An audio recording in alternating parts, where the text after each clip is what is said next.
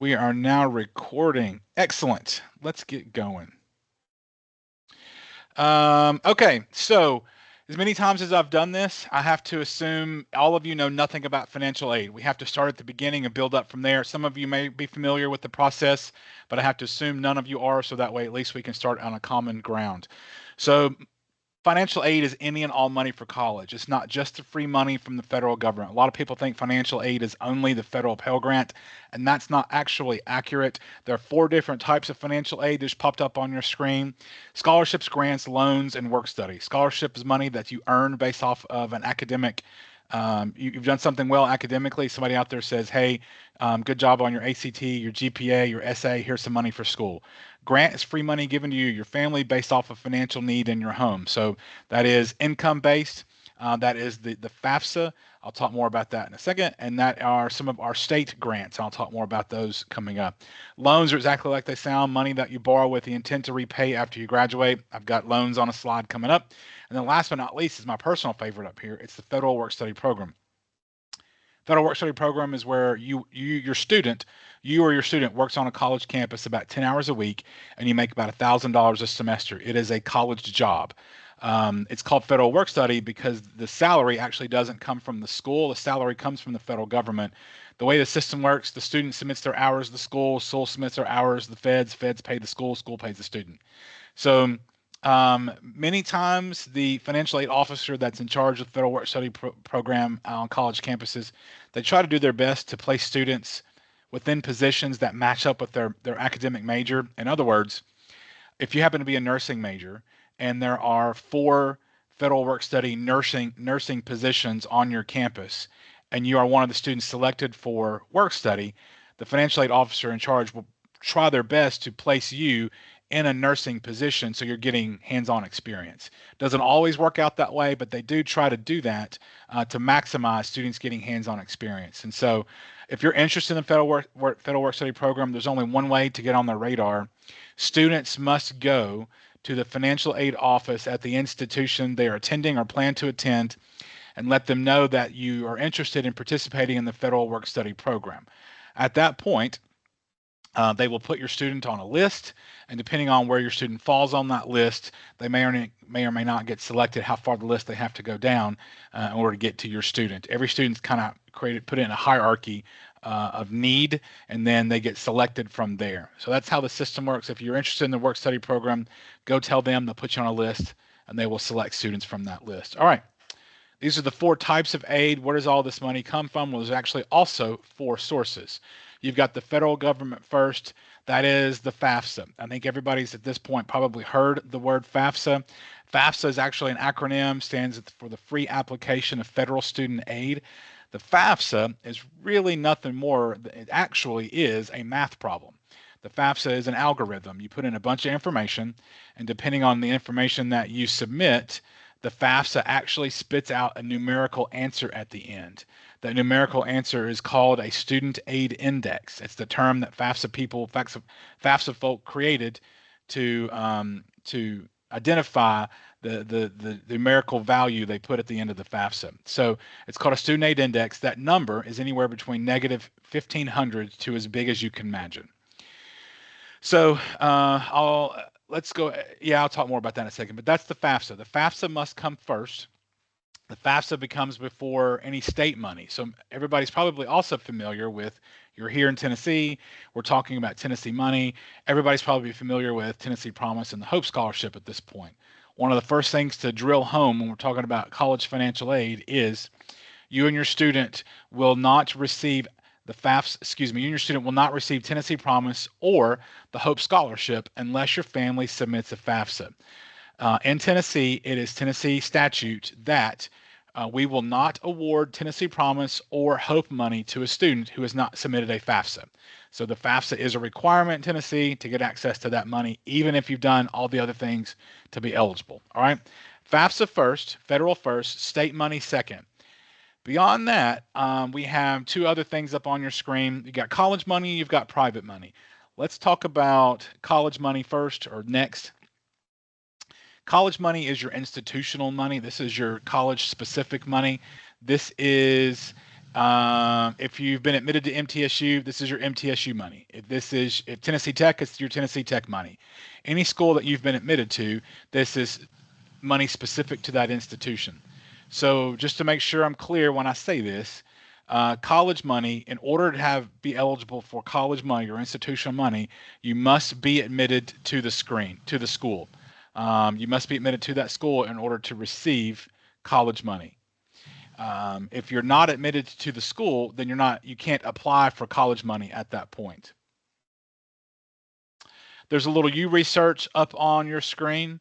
It says that what that means is at our level, where I work at the state, we don't mandate when the deadlines are for institutions to set their scholarship deadline. They can do that whenever they want to. It's kind of all over the place. U-Research means you need to know the school that you're applying to or the school that you've been admitted to. You need to research and you need to know when that deadline is, because if you've missed the deadline, you've missed the deadline. Those mechanisms, those schools are too big, and to just allow people to.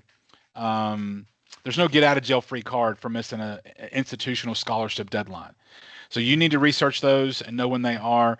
Generally speaking, the more competitive the institution you're interested in attending, like Vanderbilt, Rhodes, UTK, University of the South, Sewanee, some of those types of schools, the more competitive, the higher the profile of the institution, the earlier the scholarship deadline. I will tell you, all four-year schools, all four-year universities and colleges will have scholarship deadlines that will expire sometime this fall semester for the awards for next fall 2026. Okay. So if you're interested in attending a four-year school or you're interested in attending a highly competitive institution, you all need to make sure and you start searching up when those scholarship deadlines. I think the earliest ones that begin we would cross that threshold sometime in October. Some schools will have scholarship deadlines in October. We don't keep up with those at the state. There are too many schools, but you need to know when they are so you don't miss them. So we got federal money, state money, and college money. The only other one up here on the screen to cover at this point is called is our private scholarship money. There's really two types of private scholarships. You've got your larger national scholarships, like your Chick-fil-A and your Coca-Cola. Then you have your more local scholarships, like Boy Scouts, Girl Scouts, credit unions, those kinds of things. You research over on the private side. When you start applying for private scholarships, there is some scholarship jargon that must be learned while you're filling out these applications, so that way you don't get confused about what you're completing. So you're going to learn that as you research it, but you're going to need to know things like, is the scholarship applying for, is it renewable or is it non-renewable? If it's renewable, what are the terms for renew? If it's non-renewable, are you eligible or ineligible for reapplication? If you're eligible for reapplication, what are the terms for reapplication? If you're ineligible, how long do you have to be ineligible before you can reapply? I see all these nerdy, really technical things. You can learn all that, and you will learn all that as you're applying for scholarships. So that way you're not caught off guard. So that way, in other words, renewable means you can have it renewed every year. Non-renewable means it's a one-off, means it's only going to pay out once. If you apply for a bunch of non-renewable scholarships and you get awarded all those non-renewable scholarships, and you're planning on those scholarships for your sophomore, junior, senior year, and they go away after your freshman year, you're in a scholarship hole. You weren't aware of it, but you accidentally created a scholarship hole. That is a scenario that does and can happen. So let me slow down a bit on this screen and say, if you or your family are in a situation where you need a lot of money for school, because either A, you're planning on attending an expensive institution, or you don't have a lot of family resources, a lot of money for college does not come from the federal government. The FAFSA money is a big pie of money, but your slice is not so huge if you're going to a really expensive school. Same way with Tennessee. Our pie of money is really, really big, but it's even a smaller slice and to pay at a private or for an expensive institution. And that's going to be the same thing with your college money. There are more opportunities to be awarded money through the college than through the feds and through the state, but it's still not the biggest opportunity. If you need a lot of money for school, then we're talking private scholarships. If any of you have ever attended a scholarship awards day at a high school and they say, Johnny Smith's been awarded $65,000 a year to go to, I don't know, whatever school, that money does not come from the federal government. That money does not come from us at Tennessee. That money does not even come from the college. That money comes from private scholarship applications. It's exactly where that money comes from. So your job number one as a high school graduate, as a senior, needs to be submitting scholarship applications between now and graduation.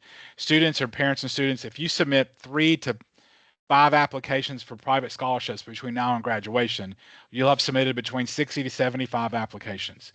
If 10% of those hit at $1,000 a piece, you're looking at additional $6,000 to $7,500 potentially a year that stacks on top of your federal money, on top of your state money, on top of your institutional or college money. That is where students, that's the scenario where students get paid to go to college. And all they have to do is get in the habit of applying for scholarships for their entire senior year rather than waiting until the last minute.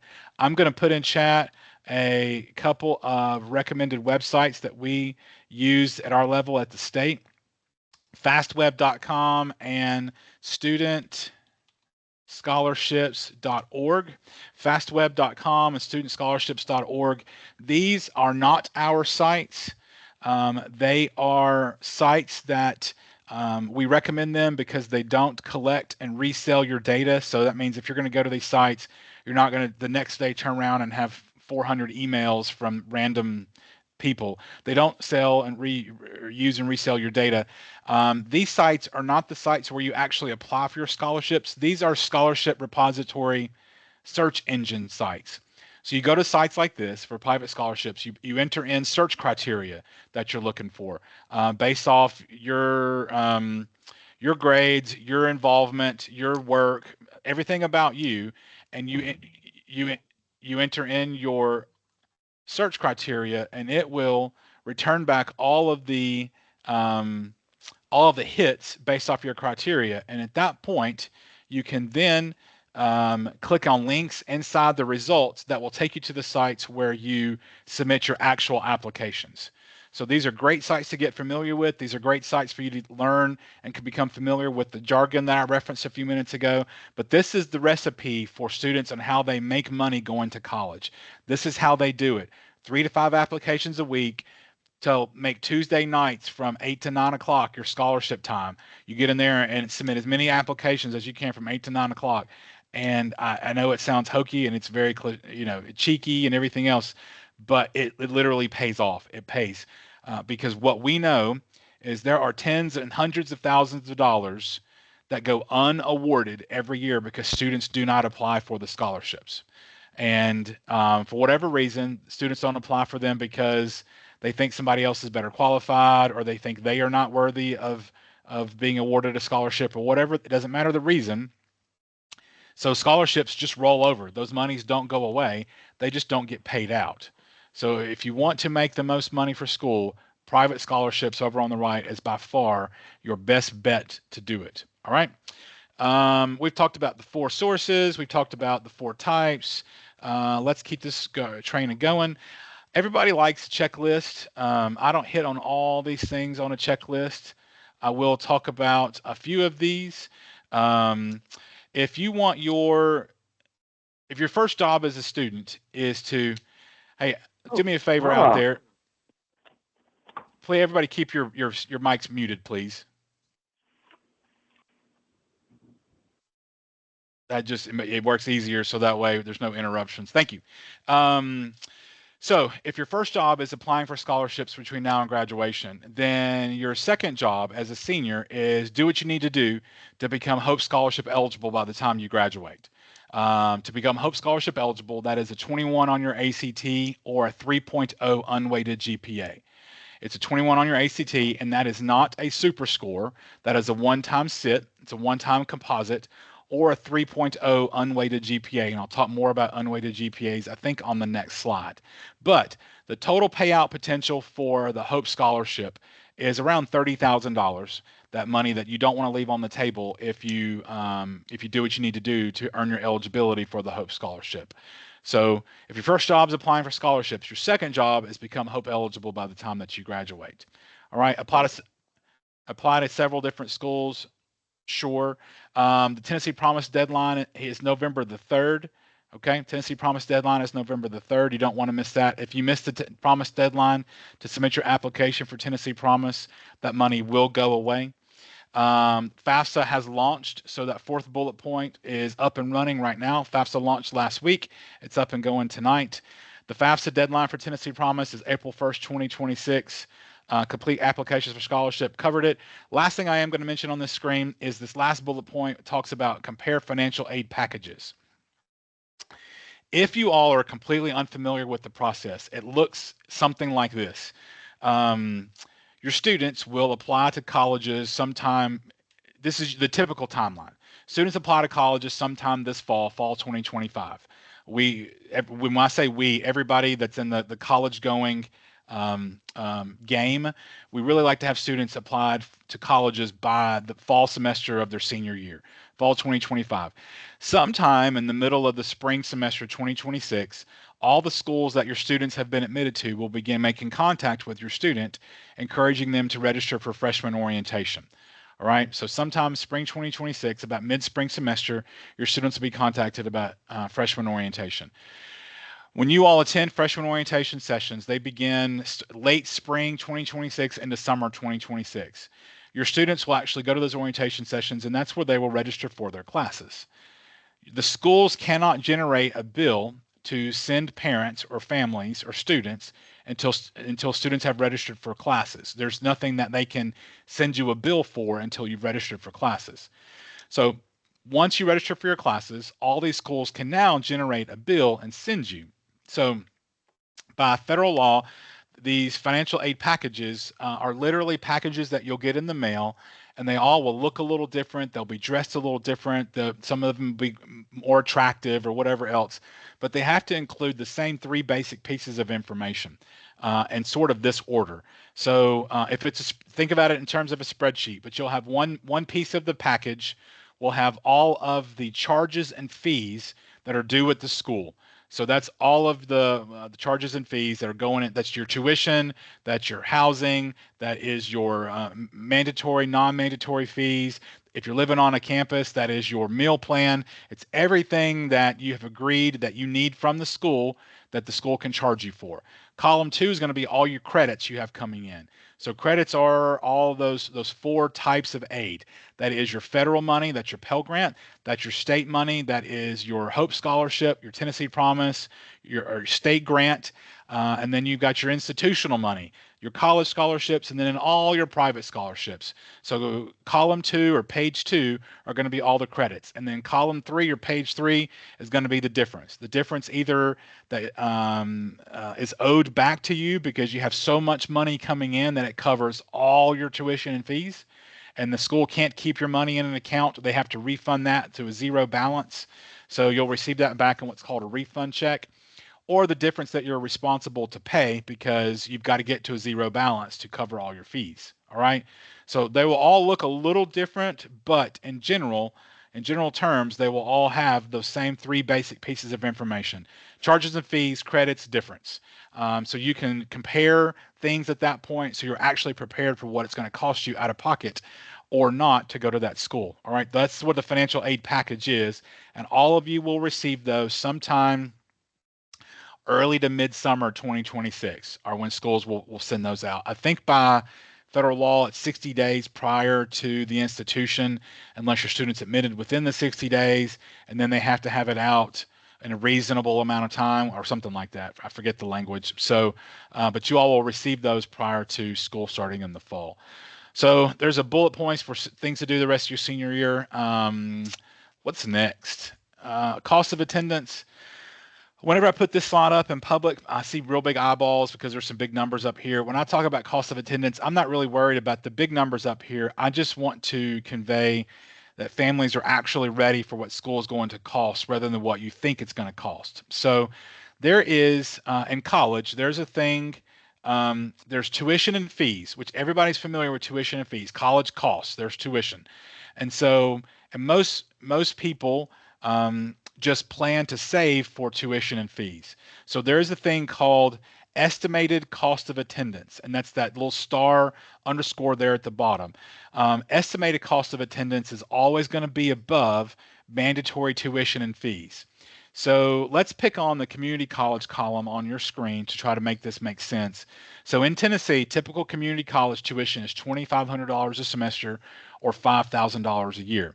The community college is where you can use Tennessee Promise to pay for your mandatory tuition and fees. All right. So in other words, if you're planning on going to a Tennessee Promise institution and you're planning on using Promise, you're thinking, all right, well, I'm going to have zero balance, so I'm good. I don't need to prepare anymore for school. Well, if you look more closely at that 2-year public community college column, you'll see that the total estimated cost of attendance to attend a community college in Tennessee is $10,000 a year. And you're probably like, well, how do you get to $10,000 a year? Because if it's $5,000 and we cover it, how do you get to 10?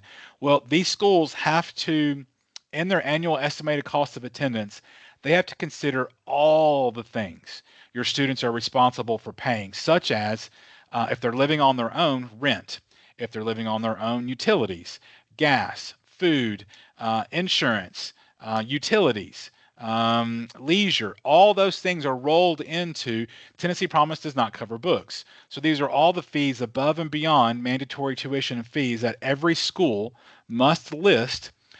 So that way you're actually prepared for what it's going to cost you to go to that school.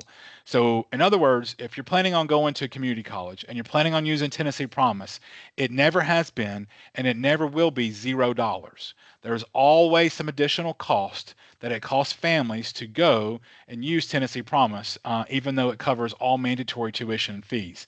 So I say this to you all to say, you need to be prepared for what it's actually going to cost you before you get there. So by federal law, these colleges and universities they must put on their financial aid website their annual estimated cost of attendance. So that way, if you go to their websites and you look that information up, you'll see what they tell you the annual estimated cost of attendance is. And so you can financially begin preparing for that number rather than what you think.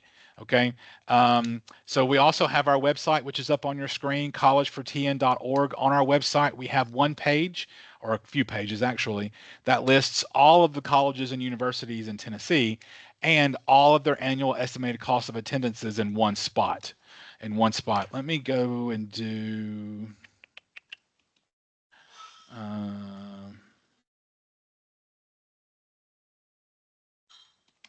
so that's our website right there, collegefortn.org. Collegefortn.org, that's our state's college going website. On our website, there is a complete list. You just navigate yourself there of all the colleges and universities and what their annual estimated cost of attendances are. So that way you are prepared for what it's actually going to cost.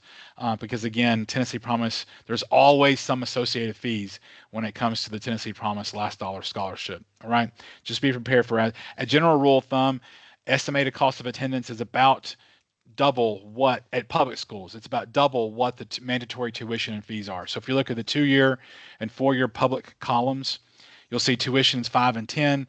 Estimated cost of attendance is 10 and 25. That's roughly double what the mandatory tuition and fees are. Private schools are all over the place. We can't keep up with those. They're no rhyme or reason how some schools do certain things. So you'll have to look that up on your own. But again, by federal law, that has to be placed there for you to be able to have access to that information. All right, there's cost of attendance. What's next? Our first money slide. So this is the federal money. So your first column up on your screen is you're going to see this same column in the next 3 or 4 slides. So this is the federal Pell Grant. I'm sure everybody's familiar with the federal Pell Grant at this point. The federal Pell Grant is what is awarded once you submit a FAFSA. All right. So as I mentioned, as we were getting started, the FAFSA is nothing more than a math problem. You put in a bunch of information. The FAFSA spits out an answer. That answer is what's up on your screen below that Pell Grant. That answer is called a student aid index. Okay. That numerical answer is somewhere between negative 1,500 to as big as you can imagine. If your number is between negative 1,500 and 0, if your number is between negative 1,500 and 0, you will be considered what is full Pell. Full Pell eligibility, that payout is up on your screen. That is, I do some rounding. That payout's $3,700 a semester or $7,400 a year. $3,700 a semester or $7,400 a year. So if you're full Pell, that's the payout. If you need, these other three columns are loans. It's the federally backed loans. If you need a loan for school, I'm all in favor. I do money for school. I'm all in favor of families borrowing money for school. But on there's a couple of caveats. First is, I know I'm an adult. There's a lot of adults in here. I feel awkward telling adults, make sure you know what you're doing before you borrow money, because that's just awkward, right? But make sure you do read through about what you're borrowing before you borrow it. Make sure you understand, is it subsidized? Is it unsubsidized? What your interest rate is? When does that interest rate begin to accrue? What are your repayment terms? When do you repay? How do you repay? All those things, just read through it before you sign the dotted line, right? And then no matter what, the cardinal sin of college borrowing is, students, I'm really talking to you, but students, do not borrow X amount of thousands of dollars for school and then either leave or be asked to leave the institution. Now you have significant debt and you don't have a really great way to pay it off. That's just never a good scenario. So please, I understand loans are necessary for some families. If a loan is what you need to attend school, then you need to make sure everybody's on board with the commitment level it takes to see the process through. So that way you're being a good steward of the money that you're borrowing, and it just doesn't, get thrown out and disregarded and go into default and all those nasty, nasty things. All right. But this is all federal money up on your screen. The Pell Grant's that first column. That's what gets awarded based off of financial need. You cannot apply for federal loans unless you submit a FAFSA. Okay, so that's the last thing I want to say on this screen. Those three yellow columns, you cannot apply for federal loans, federal money, unless you submit a FAFSA. Okay. All right, let's go on. I think the four-year schools are next, and they are. So that same first column, federal Pell Grant, that's the FAFSA. If you're full Pell, that payout's $3,700 a semester or $74 a year. In Tennessee, if your student aid index is 5,000 or less, in Tennessee, if your SAI is 5,000 or less, we have a supplement called TSAA, and we will pay $1,000 extra per semester to a public institution or $2,000 a semester to a private institution. So if your SAI is 5,000 or less and you're going to a four-year public or private institution, we pay an additional supplement from Tennessee to your school on your behalf. For that column, that TSAA supplement, there is no application you need to do. There is no checkbox you need to check. There's nothing you need to do. If you've submitted the FAFSA and your SAI is 5,000 or less, we automatically send the money to the school listed on your FAFSA. Okay. We've covered the Hope Scholarship, but here's kind of the payout. The Hope Scholarship is the column in the middle. Blue means it's merit-based, means you have to do something to earn it. So in Tennessee, as I mentioned, Hope is 21 or a 3.0. Hope is 21 or a 3.0. If you earn Hope, the payout is $2,250 a semester for your freshman and sophomore years, and that goes up to $2,850 for your junior, senior, and super senior years. All right. So the total value is $4,500 a year for your freshman and sophomore years, and $5,700 a year for your junior, senior, super senior years. If you are a Hope Scholarship recipient, there are two supplements next to it to which you could be eligible for. So if you're receiving the Hope, the first additional supplement is called Aspire. If you have an adjusted gross income of less than $36,000, we pay an automatic supplement of $750 a semester to your school. And if you're a high achieving student and you have a 29 and a 3.75 GPA, there is the GAMS supplemental scholarship that we will also automatically send to your school. Just like TSAA, there's no application or checkbox for Aspire or GAMS. If you submitted a FAFSA and you're Hope eligible and you meet the requirements for Aspire or GAMS, we automatically send those to your school on your behalf. Couple of quirky things at this point. First quirky thing, if you think you are the unicorn out there that is both Aspire and GAMS eligible, I don't know why this is set up this way, but Tennessee does not pay out both of those every semester. It only pays out the higher of the two. And so if you're receiving the Hope and you know that you're Aspire and you're GAMS eligible, you will not receive both. You'll only receive Aspire. Okay. let's see. The second thing I want to mention on this screen is I want to do a callback to 2 slides ago where we talked about your financial aid packages, and I'm really going to hone in on parents for this one. Parents, when you receive your student's financial aid package and you're reviewing that information, you need to create a mechanism. I don't care how you do it, on a phone, a piece of paper, or whatever else. You need to know what um, what credits you have coming in to your account, the FAFSA money, your state supplemental money, college money, your private scholarships. You need to have a checklist of all the things you think your student is supposed to be awarded, because you should be able to check those off when you receive your financial aid package. There are very real scenarios with as many students are going to college each year in Tennessee, thousands upon thousands. There definitely things get messed up sometimes. And so if you know your student has a 29 and a 3.75 and they're GAMS eligible, when you get your financial aid package and GAMS isn't on there, that's when you reach out to me or to somebody in the financial aid office at the institution your student's attending and let them know that they're GAMS eligible and you didn't see the money on the financial aid package, so we can check into it. Those things do happen. It's too big for those little minor mistakes to not happen. So you need to be aware of what you expect to come in. You can check them off as you see them, so that way you can let us know, because I get 2 or 3 of these every year. Dustin, something didn't show up and I got to check into it, and we make it show up. Last thing I want to mention on the 4-year schools, the Hope Scholarship. The Hope Scholarship is 5 calendar years.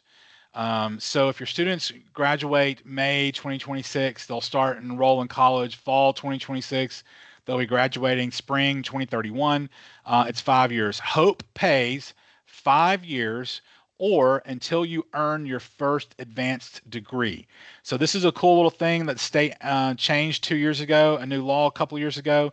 If you graduate early, and you're a Hope Scholarship recipient, you graduate early and you still have 2, 3, 4 semesters of Hope Scholarship money left, you can now enroll in an advanced degree program, and your Hope Scholarship will continue to pay out until 5 years has expired or you've earned the advanced degree. Okay, we don't make any differentiation on advanced degree types. So it can be a master's program, it can be a doctoral program, it can be professional school, as in medical school, dental school, PT school, law school, those kinds of professional schools.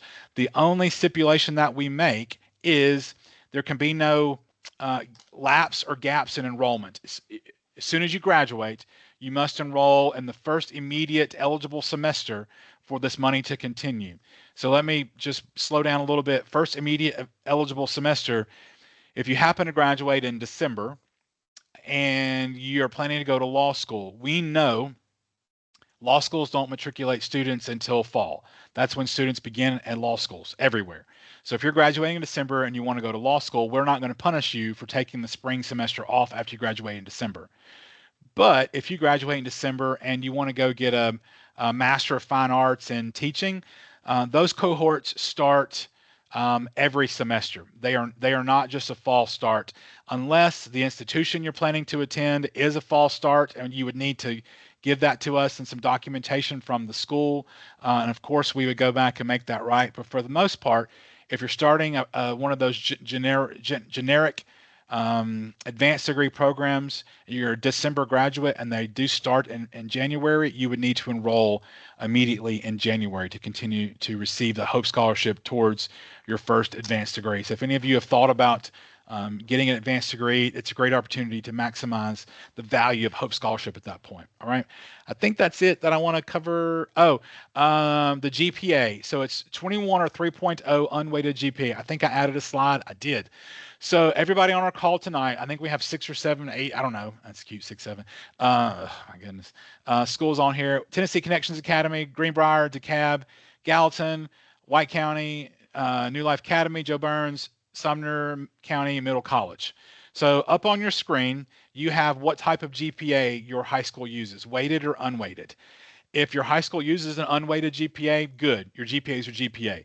If your high school or your governing agency body, whatever it is, uses a weighted GPA, you need to have an unweighted calculation on your transcript, because that's what will be used at the state to verify your Hope Scholarship eligibility. Okay, that's what will be used to validate and verify your Hope Scholarship eligibility. If you are attending a particular type of umbrella homeschool, some of those are allowed to use the 4.0 scale for eligibility, and some of them are not. So I don't know off the top of my head the breakdown for some of these agencies that are on with us tonight. So generally speaking, if you're a homeschool student, to become Hope Scholarship eligible, it's either the 21 on your ACT or a 3.0 dual enrollment GPA. Okay, 21 on your ACT or a 3.0 dual enrollment GPA with at least 2 classes. Okay, so we can drill down if we need to for some of those homeschool and homeschool umbrellas, but that's the separation on how it works at that point. All right, on to community colleges. Moving left to right, you got your federal Pell Grant first. Full Pell at community college, $3,700 a semester or $7,400 a year. If you have an SAI of 5,000 or less, your TSAA supplement is $1,000 a semester at a community college. If you're a Hope Scholarship 21 or 3.0 at a community college, the payout is $1,600 a semester as opposed to $2,250. Aspire is the same threshold to earn it, an adjusted gross income of less than $36,000. The payout's different at $250 a semester as opposed to $750. GAMS is identical, 29 and 375, payouts $500.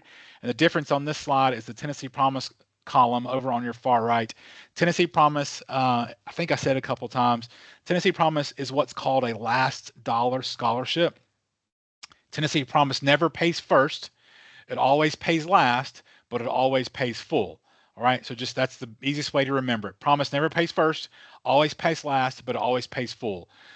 So if you could imagine, put a little 2,500 above the Tennessee Promise column, because we're talking about community colleges, and if you're getting $400 from Pell, $400 from TSAA, $400 from all the rest of them, you have $2,000 in credits coming again against a $2,500 bill.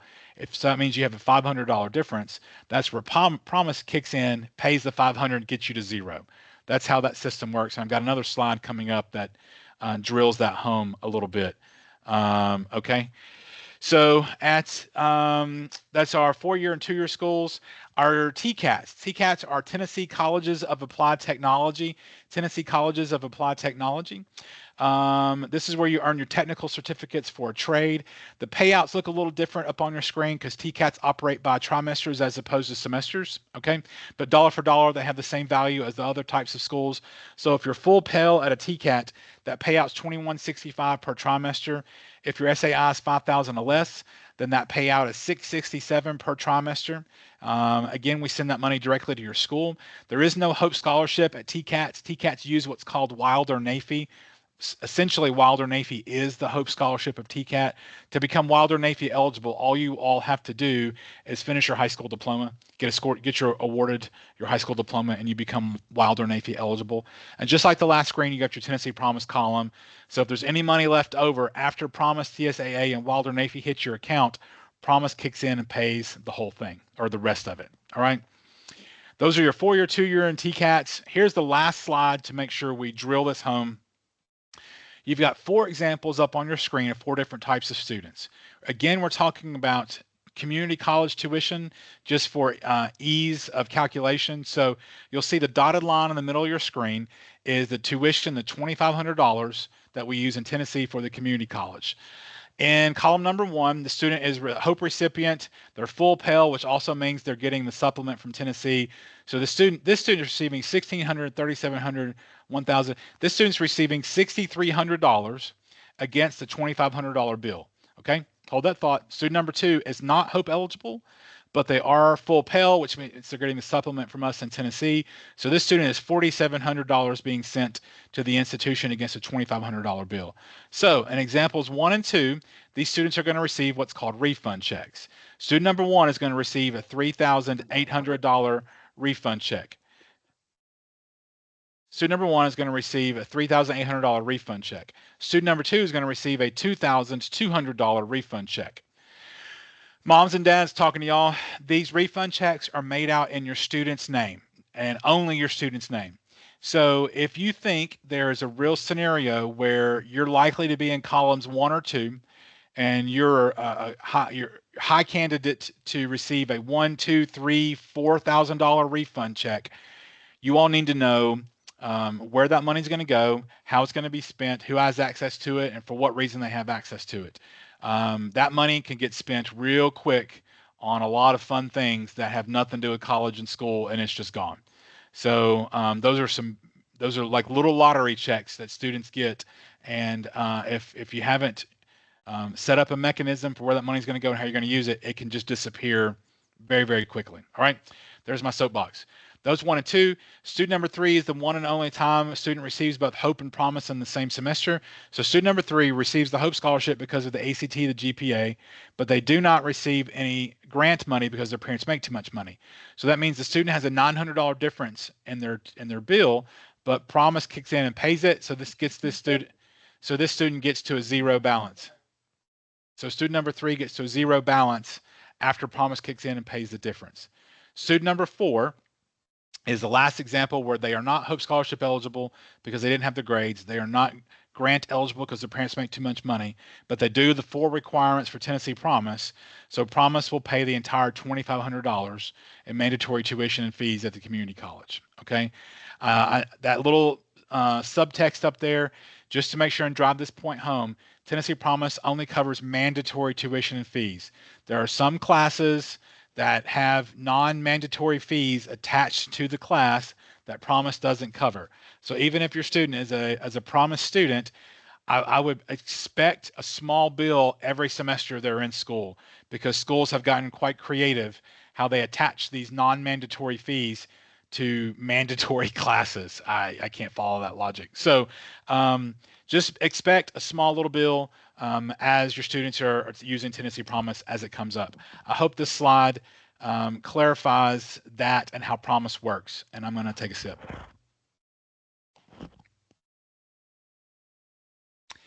All right. Oh, I hit the wrong button. So here are the 4 requirements to earn Tennessee Promise up on your screen. The deadline is November the 3rd. The FAFSA deadline for Tennessee Promise is April 1.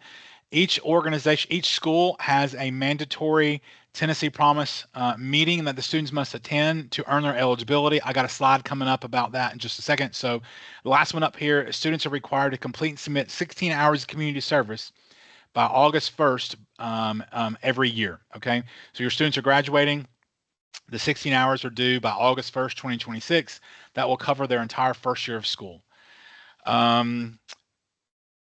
These are the 4 things to earn Promise. The 2 things to maintain it are that last bullet point up there. They've got to do the 16 hours and submit that every year that they're in school. And they have to maintain a 2.0 GPA in college. Okay? They got to do this community service hours and maintain a 2.0 in college. Let me talk about, all right. Hope was a 5-year scholarship, okay? Promise up on your screen is a 5-semester scholarship. Hope 5 years, Promise 5 semesters, or 2.5 years. Hope can be used at any school except for TCATs. So Hope works at 4-year private public, 4-year college university, and 2-year public community college. Hope is applicable to those schools, but Hope does not work at TCATs. Promise can only be used for students pursuing an associate's degree or a certificate in one of our TCATs. Promise cannot be used towards any bachelor's degree, okay? So there is sometimes some confusion because we do have some 4-year schools that have associate's degree programs. Cumberland has one, Austin Peay has one, I forget, there's a bunch of them. So your students can be admitted to those schools. They can be admitted to those associate degree programs, and we will pay a part of their tuition. So it's catchy. So if your student is going to go to a 4-year school that has an associate's degree program, if that school charges your student any more than the $2,500 rate negotiated with the state and community colleges for Tennessee Promise, you're going to be responsible for the difference. In other words, if your student attends Vanderbilt University and to pursue an associate's degree in rocket science, okay, and that tuition is $10,000 a week, we are only going to send Vanderbilt $2,500 for the entire semester, okay, because that's the negotiated rate at all the other schools. So if you want to do that, you should, and you can. Just know in that scenario, it's likely going to cost you some money out of pocket to pursue an associate's degree at a four-year school where it would not at a community college. Okay. I think that's all I want to say. Hope 5 years, promised 5 semesters. I did all the stuff and all the stuff. Yeah, I'm good. So I've covered the requirement that your schools have a Tennessee Promise meeting. Up on your screen are your meeting locations and dates and times. So 3 of us or 4 of us, I got confirmation. White County High School, you go-getters out there, you've already met your Tennessee Promise requirements for your meeting. Your students are eligible at this point. Tennessee Connections Academy, New Life, and Sumner Middle, because of the size or type of your school, you all are encouraged to host virtual meetings. If you don't know what that means, you're welcome to follow back up with me, and I will connect you with my Tennessee Achieves friend who will get you set up on the announcements for how you schedule your virtual meetings. If you're at Greenbrier, DeKalb, Gallatin, or Joe Burns, you have meeting dates and times up on your screen. And again, you can take a screenshot or I'm going to send these slides out, but you got meeting dates and times up on your screen. What I will say from Tennessee Promise or Tennessee Achieves and AIRS and any of the other foundations, a lot of these schools, so the partnering organization most common where we live is Tennessee Achieves. They allow parents to attend their meeting, but parents, you need to check in with the school to make sure that the school is going to allow you to attend their meeting. A lot of these are during the day, and there's a lot of moving parts during the day. So more often than not, the schools are really not going to allow parents to attend these mandatory meetings for Tennessee Promise. Okay, so you need to check in with the school and see if they're going to allow it. Most times they don't because it is a lot of moving parts. What I will say is that students cannot miss this mandatory meeting. If they miss it, they're out. They can reschedule or miss the meeting due to their absence is related to a school function. They were on a school approved trip, or there's some medical documentation for a real reason why your student could not attend. Those must be shared with the Tennessee Chiefs representative or partnering organization representative prior to the meeting, so that way they can get you rescheduled. If you're a no-call, no-show to your mandatory meeting, that's it. You're out. It's gone. Okay.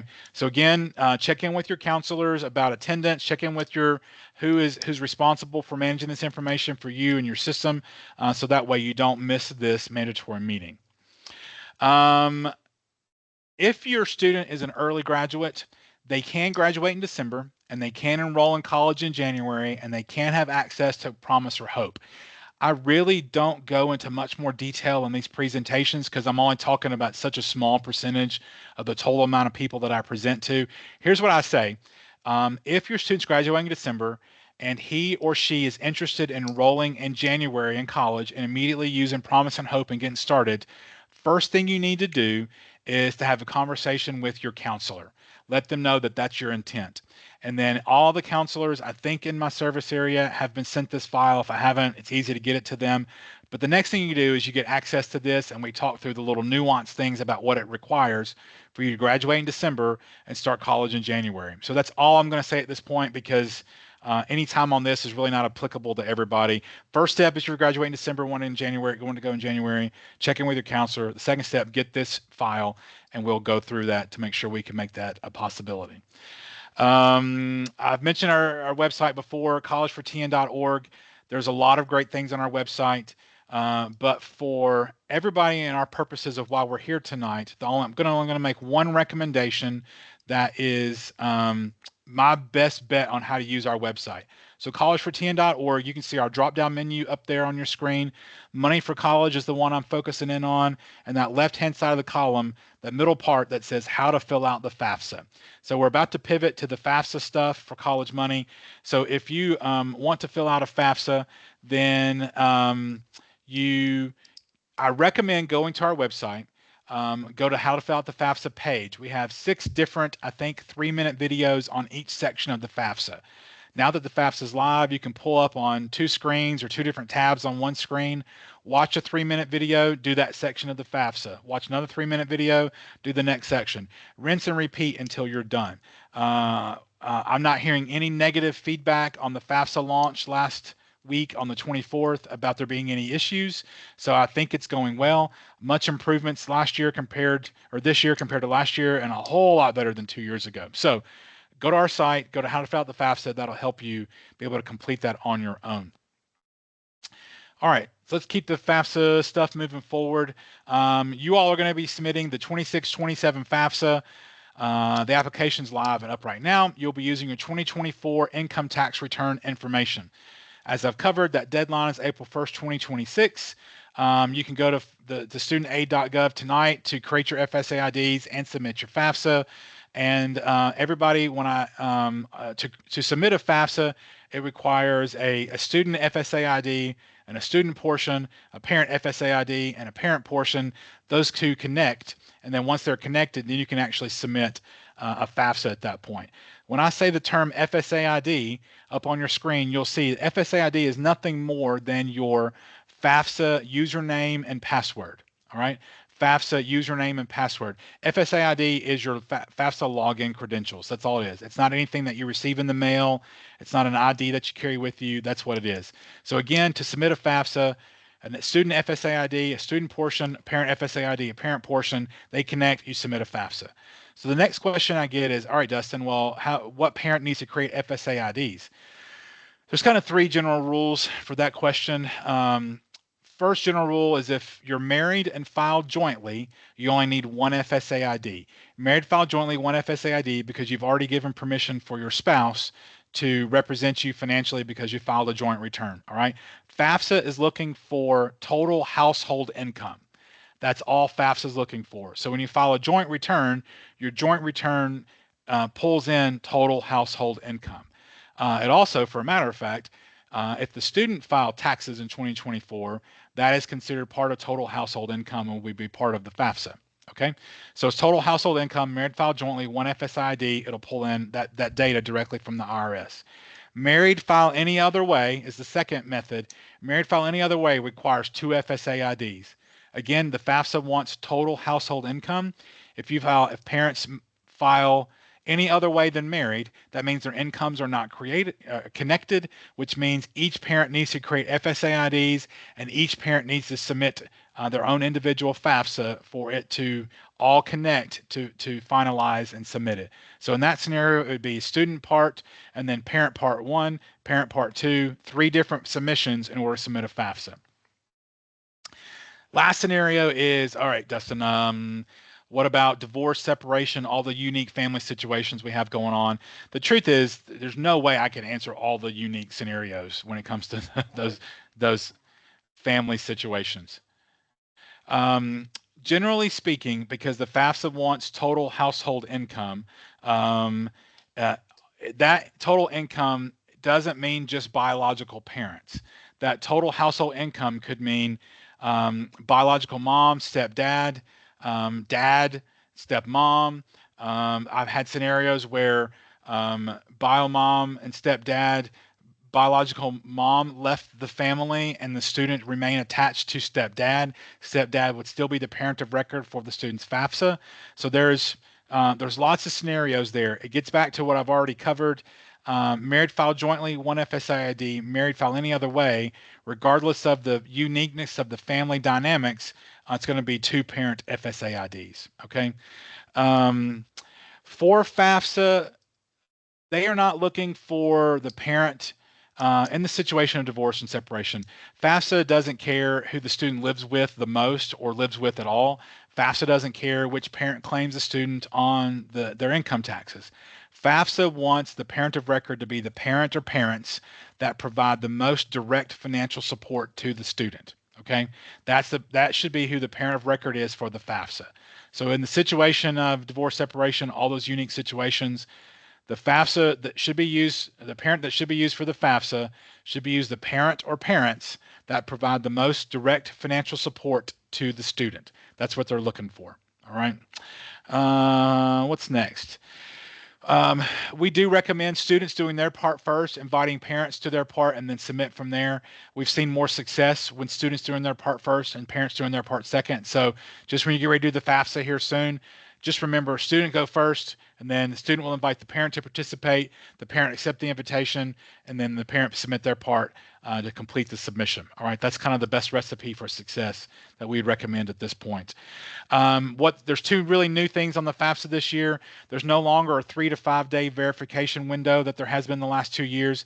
If you have a Social Security number and you create your FSA ID today, you can submit your FAFSA today. Last 2 years, when you created your FSA ID, there was a 3 to 5 day window where you couldn't submit your FAFSA, and it was just a problem. So now, if you have a social, your FSA ID is verified immediately, and you can submit your FAFSA the same day. If you do not have a Social Security number, you can create an FSA ID, but it will make you go through the verification process to validate your identity before you can submit a FAFSA. All right. Other cool thing is the last 2 years, students had to know parent Social Security numbers to add parents to their FAFSA, and that's been removed. So students now will only need parent email addresses. The student will enter their parent email address on their part of the FAFSA. The FAFSA will generate a random code that the student will share with the parent. When the parent receives the email invitation from FAFSA to the student's account, you'll click the button that says connect or accept, and then you'll enter in that unique code, and that's when your FAFSAs become connected. All right. And so when the parent does their part after that, that's when you can actually submit a finished FAFSA at that point. Checklist. This is a list of all the things to have prepared or know the answers to before you start a FAFSA. I don't go over these. I include them. You can have them on your slides that I'll send you afterwards if you want, or when you watch back through the video, you can have access to it. But again, checklist of all the things to either know the answers to or have the information in front of you before you do it. Same thing with this slide, all your assets. These are the assets that you are considered or necessary for FAFSA, or not considered, you can forget about it. Okay. So have this information accounted for, or know the answers to these things before you sit down and do the FAFSA. That's all that I mention when I do these presentations, because you can go back through this on your own. Dependency. I do get questioned a lot in public about, my student's 18. As soon as they graduate, they're moving out. They're going to live on their own. They're going to pay their own rent. They're going to pay their own way.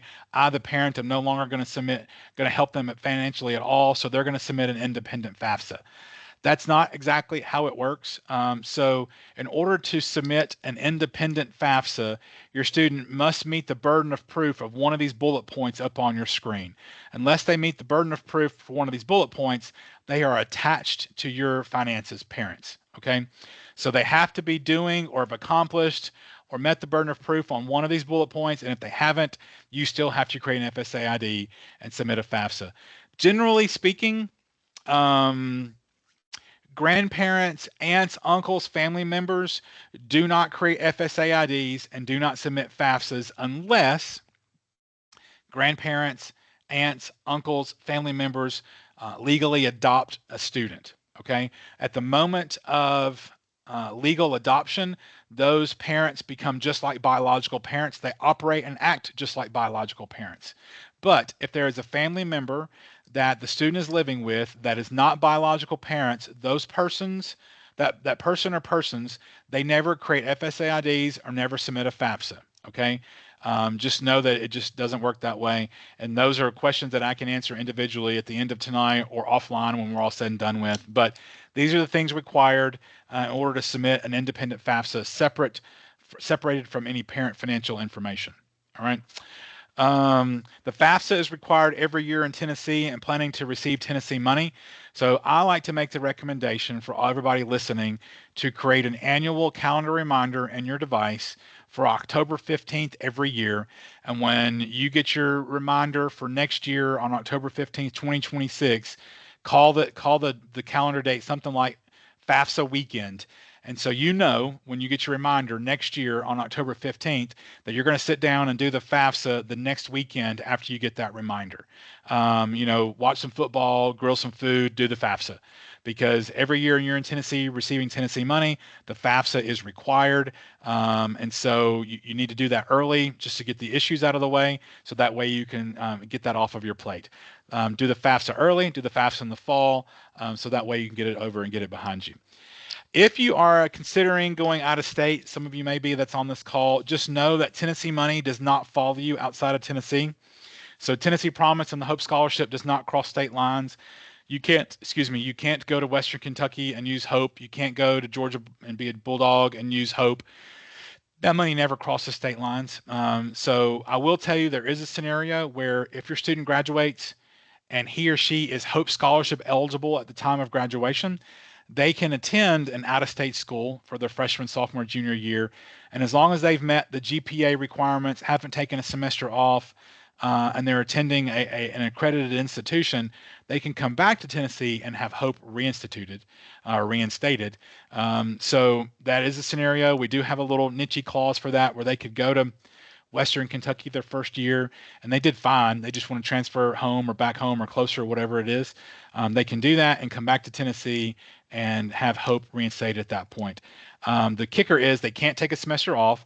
They got to meet the mandatory GPA requirements, which for freshmen and sophomores is 2.75, and then juniors and seniors is 3.0.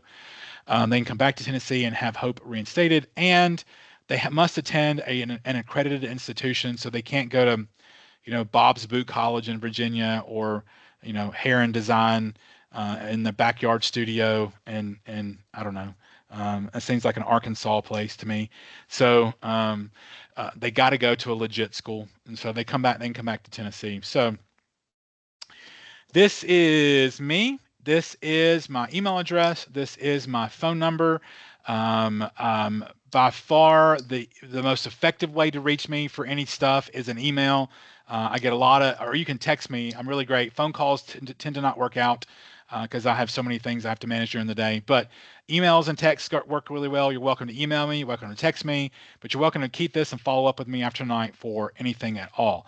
And again, as a reminder, yes, I'm going to share the link to counselors that will share it to you, parents and students that are on the call. But any of you are welcome to send me an email and say, hey, Dustin, I'd like all the slides.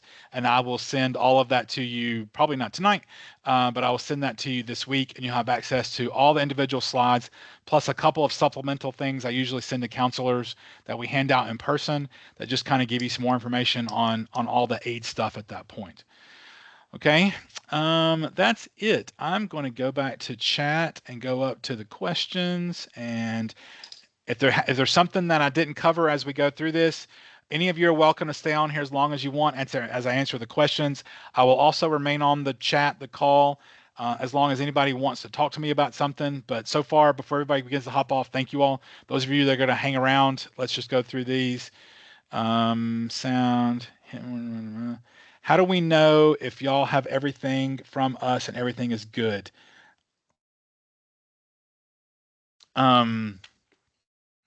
I don't know that I know what that means. How do we know if y'all have everything from us and everything is good? I need some clarification on that. Christy, if you're still in here, what if our kids up going to a different school than they originally listed? So I do understand that one. On the FAFSA and the Tennessee Promise, all of your students will indicate their primary school. And if they ever decide to change their mind on their institution, they need to log into those systems and change the primary school, because think of the primary school on the FAFSA and the Tennessee Promise as like a routing and a checking account number. That's required for us to know where we send our money. So if your student applied for FAFSA and they put Tennessee Tech in the primary institution, but they end up going to East Tennessee State, they need to log back into their FAFSA and update the school from TTU to ETSU at that point. All right. Can you send the recording? Yes, I'll send out the recording. Yep. So would you not be able to use Hope if you graduate in December and I do not want to start college in the fall? Great question. No, if any of you graduate in December, you're more than welcome to defer until the fall, and your Hope and Promise eligibility remain active. So if you graduate in December, you're not forced to start in the spring, and you are welcome to just remain your eligibility will remain active and you start the next fall. There's just nothing special you need to do. Follow those checklists that I covered tonight, and your student will remain eligible until then. Oh, Suzanne, I'm sorry that I put that on there. I don't remember if we did that, but it was likely my error. White County is unweighted, so your GPA is your GPA. As you all see that, make sure that you'll know that if you're eligibility. Good job, Michelle. Do you have to start in January if you graduate in December? You do not. You do not have to start in January. You can wait until the fall. It would be for TCAT. Yep. Will your teachers email me the mandatory meetings come around? I'm assuming they will on that point. Question 2024, both parents were working. 2025, only one parent's working. How do you do that? Great question. All right. So everybody filing a FAFSA must file as things existed in 2024. So in this specific scenario, in 2024, both parents were working. 2025, only one parent is working. Okay. So you got to file it as it existed. Once you file it, parent, you can go to the college or university your student is attending, and you'll need to file what's called a FAFSA adjustment. You'll need to take your 2025 W-2 or your return to show that you only filed with one income, and then they can remove that income from your 2024 FAFSA, so that way it adjusts your student aid index and hopefully makes you eligible for more money. All right. And the same as that scenario is applicable to anything dramatic. It's applicable to any dramatic change between 2024 and 2025. So in 2024, you had a job, now you don't. 2024, you didn't have a job, now you do.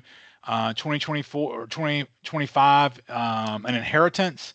2025, 2024, you were single. 2025, you got married. Congratulations. Now you have two incomes, household income. 2024, you were married, and now 2025, you're divorced, significant life change. You've gone from two incomes to one. So any big, huge change like that, you got to file as it existed in 24, and then go back and submit a FAFSA adjustment on the back end, and it will rework the algorithm for you all. All right. I'll send the slides. Yep. Recording, all that stuff will be sent out. Can you, I'll send that recording out to everybody. Income question. My income has changed since income taxes. I just answered that with that other question. That was my question. Yep. I have one child already in college. I have one child already in college and have done FAFSA the last 2 years. Do I need a new ID for the second child? Great question. No, once you create an FSA ID, you cannot create another one because it's attached to your social security number. All that will happen at this point for each additional child that submits a FAFSA, all your children will show up underneath one landing page when you log into your FAFSA. So you'll be able to click on any of them individually, and it will connect you to each individual child once you're logged into your side of the FAFSA, so you can submit information specific to that child. What time frame would she need to change the school since she is on the fence between Vol State and Cumberland? A good question. Ideally by graduation. So those schools have really put their money in action by the first to middle of summer. So you do have plenty of time. There's no immediate rush. And so, but by the end of the school year, you really want to kind of know where you're going so you can begin to make real true plans there. Is a Taco Bell scholarship considered private scholarship? It is.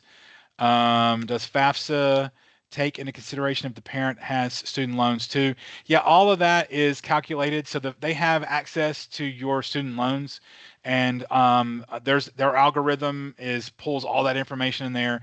The algorithm is actually dynamic, so it means it shifts between parent to parent, and it looks at all that information to create an SAI that's specific to your family and your submission at that point. Let's see. I think let me do a follow-up.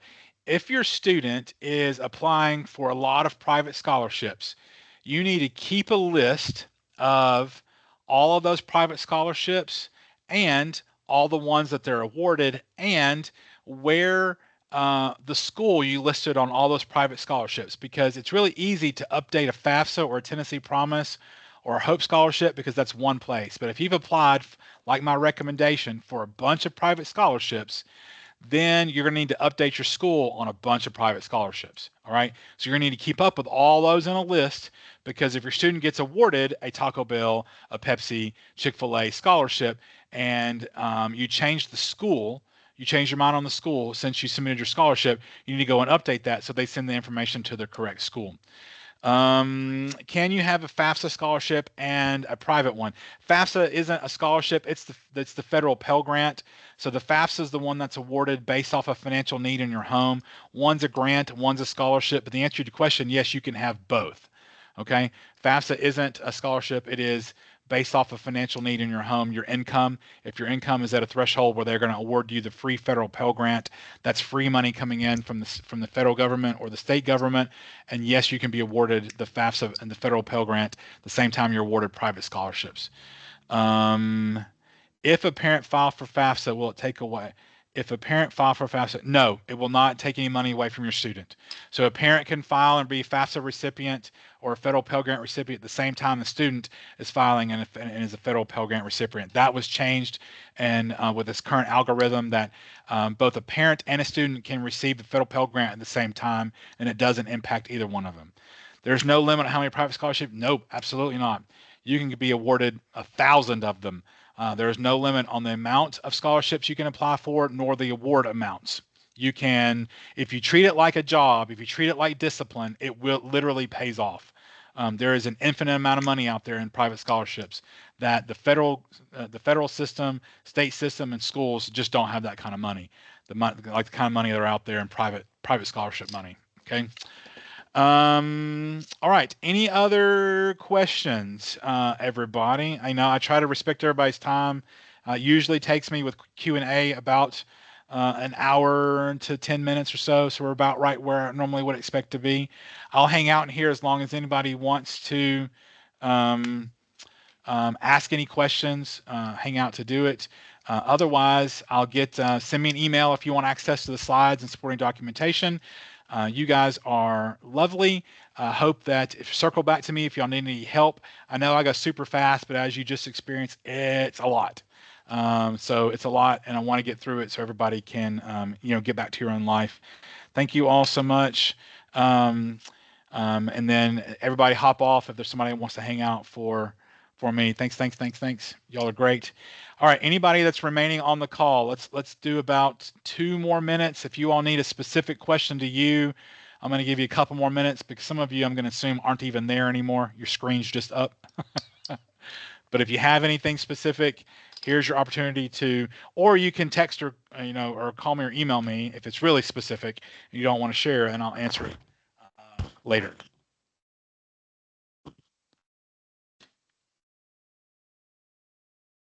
Hey, anybody can also. Yeah, I was going to say question? Unmute and ask a question. Yeah, go for Yeah, it. So, my chat was not working. So sure. Anyway, one of my questions is, I know you kind of covered it, but I have a situation where we were married, filed jointly in 2024. We divorced in January of 2025. And when we file the FAFSA, how do we determine which parent files, or do we both still need to file since we were married and filed jointly in 2024? Yeah, so great question, great scenario. So you're going to need to submit. So you can actually submit a FAFSA independent from your ex now. There's a mechanism to do that, but what will happen is it will, because your incomes, as far as the IRS is concerned, are separated, it's going to automatically put your FAFSA into a review process, because your finances are different in 2025 than they were in 2024, and so they're going to want to dive into you to understand why. So I always recommend people file as things existed in 2024, because it's just an easier submission process.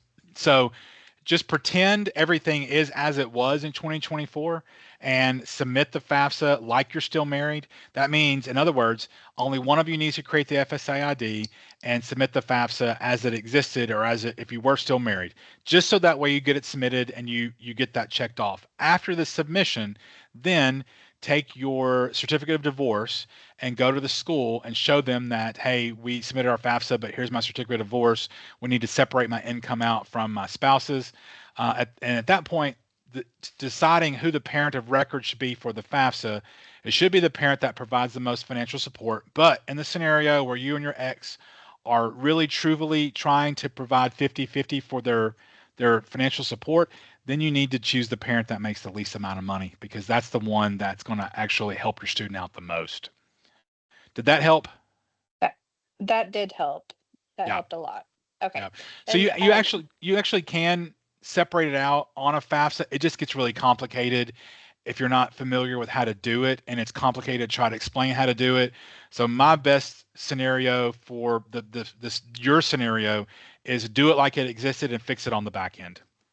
okay, so we can submit it together. I Yeah. make the least amount of money, so I would go to the school with a certificate of divorce and do file a FAFSA adjustment. Is that correct? Correct.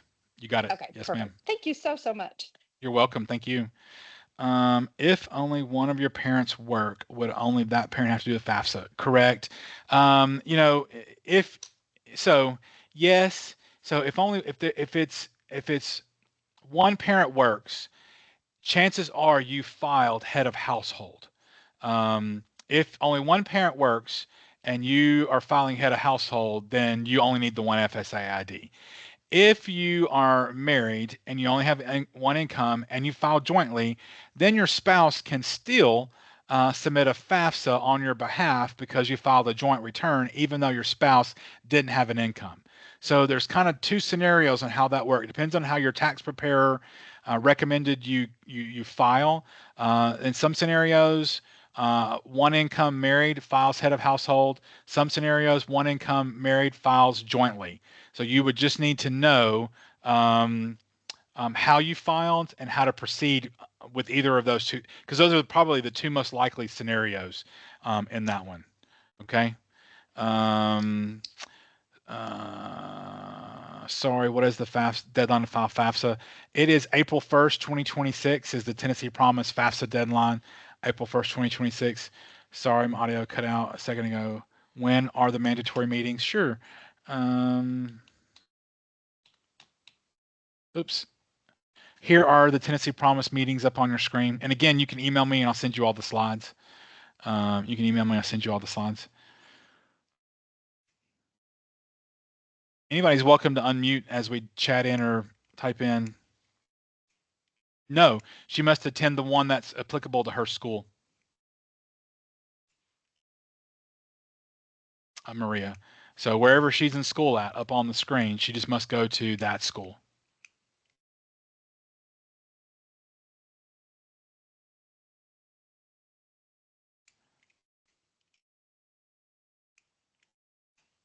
Awesome. Last chance, one more minute, unmute or chat in a question. Going once. Hello? Hello. Sorry. Can you hear me? I can. Okay, thank you so much. This is great information. I appreciate it. So Great. encouraging and inspiring. And um, so I okay. My first okay, let's see how I want to okay, for a community college, Mm-hmm. you said that the Hope or the Tennessee Promise could take care of that in 4 years. So community college are the 2-year schools. That's So right, 2 years. community Yeah. college are the 2-year schools. So that's that is the Tennessee Promise is the primary scholarship used at the community college, but you will also use Hope there. But community college 2 years, and then bachelor's degree are the 4-year schools. Right. Okay. Okay. All right. And what's the advantage there? I guess if because I mean, the desire is to get a bachelor's degree, Sure. but I would love to take advantage of because I never thought about community college before my first child. We went straight 4 year and things just didn't work out.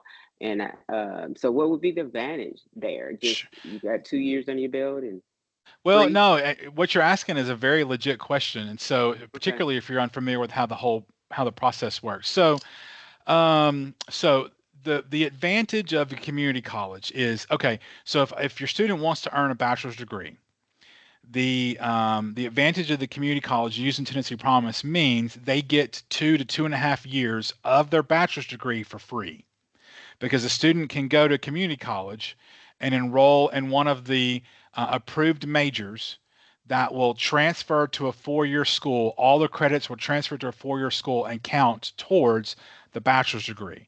So the community college is what gives students 2 years of free school on their way to earning the bachelor's degree. So that's the real big advantage of going to the community college first before going to the 4-year school second.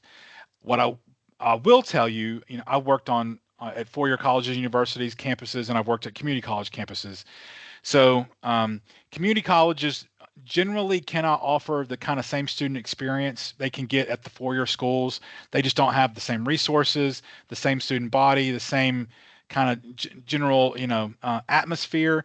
And so if your student really wants the traditional college experience, then you're never going to get that at a community college. That comes with going to your MTSUs, your Tennessee Techs, your Memphises, wherever you're located. That comes with those kinds of experience. But the real advantage of Tennessee Promise is the 2 years of free school on the way to earning a bachelor's degree, because they can transfer those credits in and count. And that's 4 more years on top of the 2 you've already done. No, it's 2 plus 2. So 2 years at the community college and then 2 at the bachelor's degree. There you go. Okay. There you go. There you So go. now you see how it's the advantage.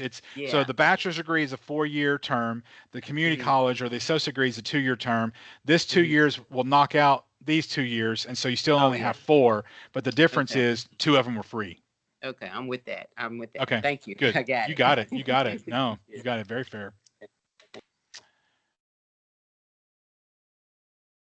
Anything else, anybody?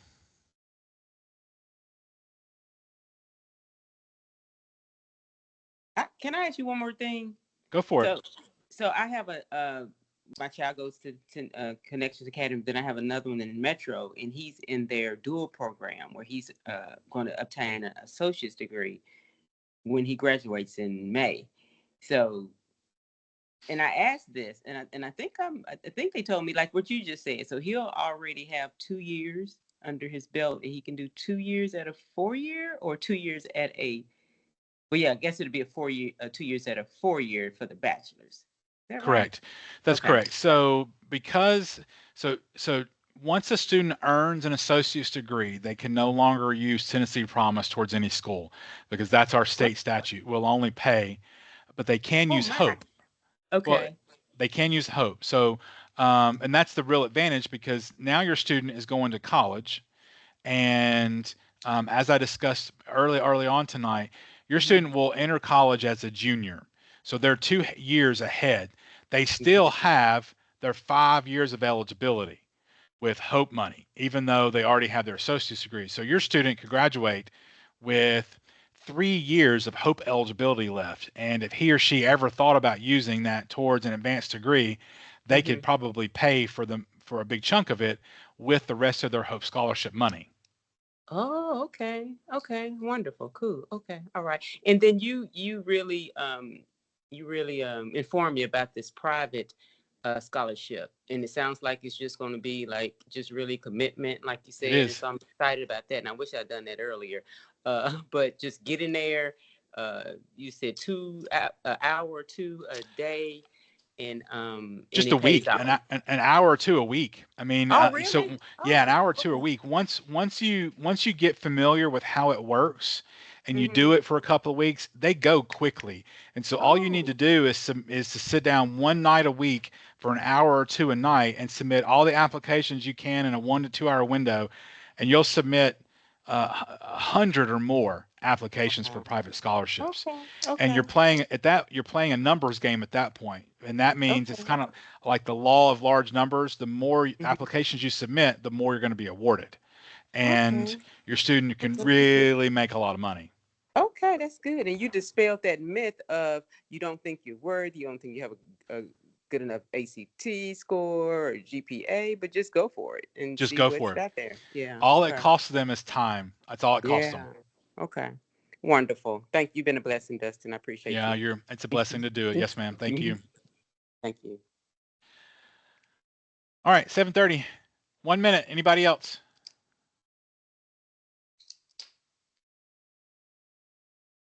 3, 2, 1. Well, the last 3 of you in here, bless you all. Have a good night. Go be awesome out there.